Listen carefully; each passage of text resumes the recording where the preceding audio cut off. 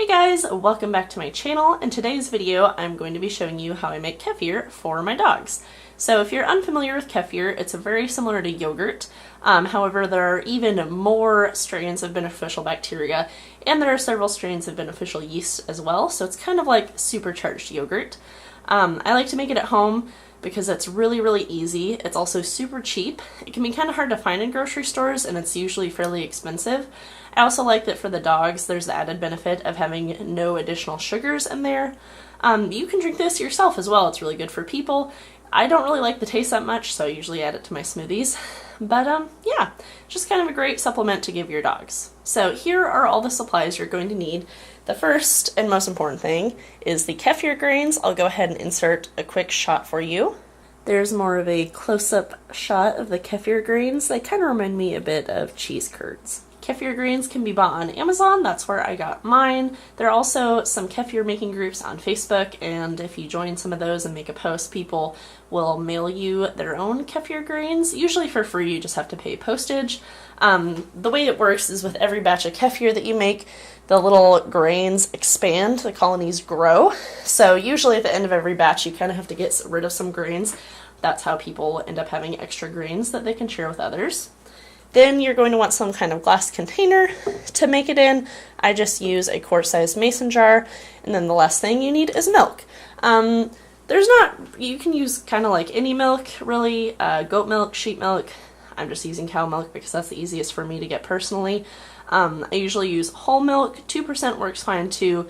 You don't really want to go too low on the fat though. The most important thing, however, is that if you're buying milk from the grocery store, make sure that it is not ultra pasteurized. Pasteurized is okay.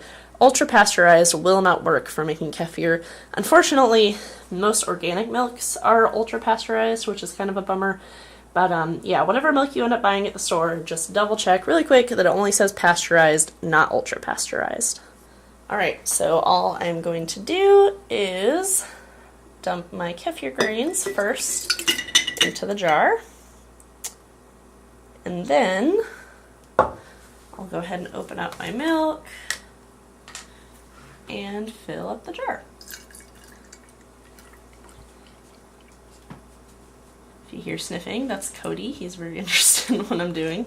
I usually like to leave a little bit of space. Sometimes, especially if you live in a warmer area, it can kind of expand a little bit as it ferments. So you want to leave a little bit of space at the top so that it doesn't overflow.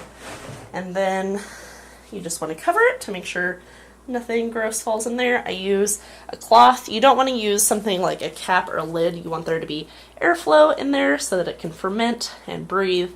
And yeah, that's really about it. So now this is, that was Beaker yawning. Sorry about it. Now Cody is stretching under the table. Oh my gosh. Anyway, now basically all this is going to do is ferment. It takes anywhere from where we live between 8 to 24 hours. 8 would be like in the summer when our house is really warm. It ferments much quicker. It's in the winter right now that I'm making this video, and the house is a little bit cold. So I would say in the winter for me it usually takes anywhere from 18 to 24 hours. But yeah, I mean, this is really it. You just let it sit here and do its thing. Usually I check it after a few hours. Once the kefir grains are warmed up, they'll float to the top, and then I will go ahead and give everything a good stir. So yeah, I'm just going to let this sit here, and I will go ahead and show you guys what that looks like in a few hours. One thing I forgot to mention is that you want to use about a tablespoon of kefir grains per cup of milk that you're fermenting. So usually when you first get your kefir grains, whether somebody gave you some or you bought them online, you're probably only going to have about a tablespoon, which is about enough to ferment 1 cup of milk.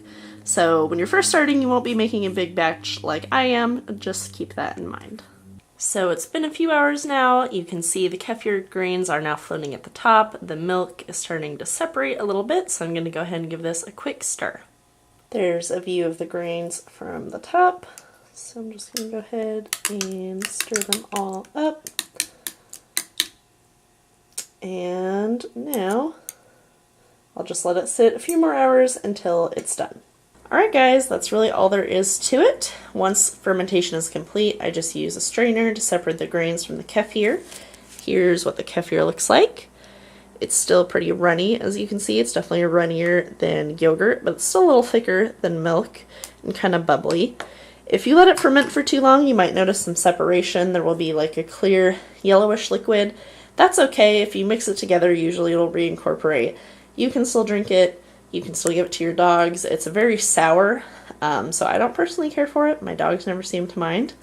And now your kefir can be stored in the fridge, or what I usually like to do for the dogs anyway, is I'll freeze them individual serving sizes. If you want to make some more kefir, all you have to do is add your grains to your jar, cover them with milk again, and you're good to go. You don't need to rinse the grains or the jar. The little bit of kefir in there will kind of help jumpstart the next batch.